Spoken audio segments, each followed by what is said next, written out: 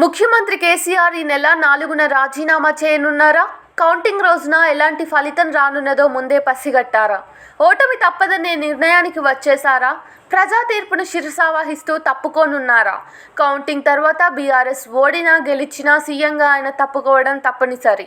Result ఎలా వచ్చినా దానికి ఆయన సిద్ధపడ్డారని గులాబీ వర్గాలు ఓపెన్గానే చెప్తున్నాయి.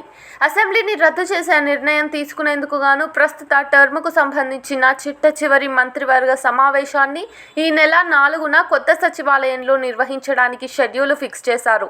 అసెంబ్లీని రద్దు చేస్తూ ఏకగ్రీవ నిర్ణయాన్ని తీసుకుని దాన్ని గవర్నర్ ఆమోదం కోసం పంపనున్నట్లు సచివాలయ వర్గాల సమాచారం. మెజార్టీ సర్వే సంస్థలు వాటి ఎగ్జిట్ పోల్స్ ఫలితాలను కాంగ్రెస్కు అనుకూలంగా ఇచ్చాయి. దీనితో బీఆర్ఎస్ పార్టీలో నైరాశ్యం నెలకొన్నది. ఎంత కష్టపడినా ప్రయోజనం లేకపోయిందనే ఆవేదన మొదలైంది.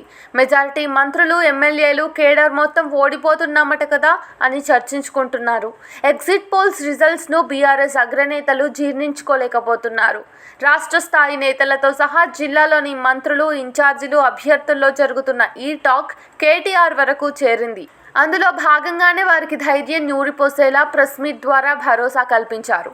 గెలుస్తున్నది మనమే, exit polls results exact result కాదు, కౌంటింగ్ రోజున సంబరాలు చేసుకుందాం అంటూ వ్యాఖ్యానించారు. పోలింగ్ ముగిసిన తర్వాత ప్రగతి భవన్కు చేరుకున్న సీఎం కేసీఆర్ సైతం నియోజకవర్గాల వారీగా పోస్ట్ మార్టం మొదలుపెట్టారు. పార్టీ కోసం పనిచేసిన పలు సర్వే సంస్థల రిపోర్టులను నిశితంగా అధ్యయనం చేశారు. మంత్రులు కేటీఆర్, హరీష్ రావు సైతం ఈ చర్చల్లో పాల్గొని ఫీల్డ్ పరిస్థితిని వివరించారు. లెక్కలు వేసుకుని మ్యాజిక్ ఫిగర్ దాటొచ్చనే ఆశాభావాన్ని వ్యక్తం చేసినట్లు తెలిసింది. కేడార్లోని నిరుత్సాహాన్ని గమనించిన కేసీఆర్ సైతం వారు గుండె జారిపోకుండా మళ్లీ మనమే గెలుస్తున్నామనే మెసేజ్ ఇవ్వడం కోసమే ఈ నెల 4న కేబినెట్ భేటీ జరగనున్నట్లు ప్రకటన చేశారన్న ప్రచారం జరుగుతున్నది. ఓట్ల లెక్కింపు ఆదివారం ఉదయం 8 గంటలకే ప్రారంభమైన దాదాపు మధ్యాహ్నం సమయానికి ట్రెండ్ వెల్లడవుతుంది. ఏ పార్టీ ఎన్ని స్థానాల్లో లీడింగ్లో ఉన్నదో తెలియపోతుంది. ప్రజలు ఏ పార్టీకి పట్టం కట్టారో ఈవీఎంల రూపంలో క్లారిటీ వస్తుంది. పూర్తి స్థాయి ఫలితాలు మధ్యాహ్నం తర్వాత రానుండడంతో అప్పటి వరకు కేసీఆర్ ఎదురు చూడకుండా కేబినెట్ సమావేశం తేదీని ప్రకటించడం అనుమానాలకు తావిచ్చింది. మెజార్టీ ఎగ్జిట్ పోల్స్ కాంగ్రెస్ గెలుస్తుందని రిపోర్టులు ఇచ్చినా ఓడిపోతున్నామనే కేసీఆర్ సైతం ఒక నిర్ణయానికి వచ్చిన కేబినెట్ సమావేశానికి సిద్ధమయ్యారు. ప్రజా తీర్పును అర్థం చేసుకుని గౌరవంగా తప్పుకుంటున్నట్టున్నామనే సంకేతాలు ఇచ్చేందుకే చివరి కేబినెట్ సమావేశాన్ని నిర్వహిస్తున్నారేమోనని టాక్ మొదలైంది. ఏ పార్టీ అధికారంలోకి వచ్చినా ప్రస్తుతం కొనసాగుతున్న అసెంబ్లీని రద్దు చేయడం తప్పనిసరి అని రాజ్యాంగ నిపుణులు అభిప్రాయపడుతున్నారు. అటు కాంగ్రెస్, ఇటు బీఆర్ఎస్ ఏ పార్టీ గెలిచినా ప్రస్తుత అసెంబ్లీని రద్దు చేయడం అనివార్యమని పేర్కొన్నారు. ప్రస్తుత అసెంబ్లీ కాలపరిమితి జనవరి 16 వరకు ఉన్నది. ఈలోపు కొత్తగా ఎన్నికైన సభ్యులు సభలో కొలువు తీరాలంటే అసెంబ్లీ గడువు ముగిసిపోవాలి లేదా ప్రస్తుత సభను రద్దు చేయాలి అని వివరించారు.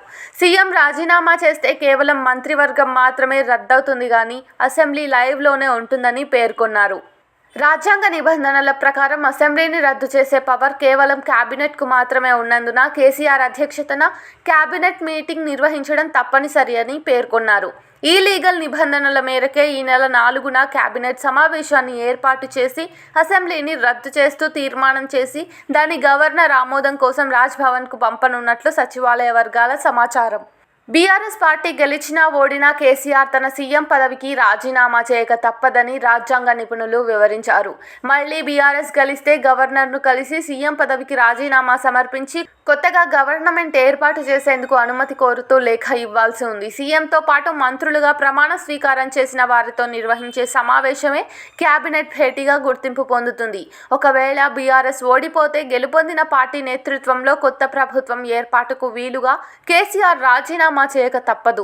ఫలితాలు వెలువడిన గంటల వ్యవధిలోనే రాజీనామా చేయాల్సి ఉన్న అసెంబ్లీ రద్దు వ్యవహారం ముడిపడి ఉన్నందున మరుసటి రోజున ఏకగ్రీవ నిర్ణయం తీసుకుని ఏకకాలంలో అటు శాసనసభ రద్దు, ఇటు సీఎం పదవికి రాజీనామా ఒకేసారి జరగనున్నాయి.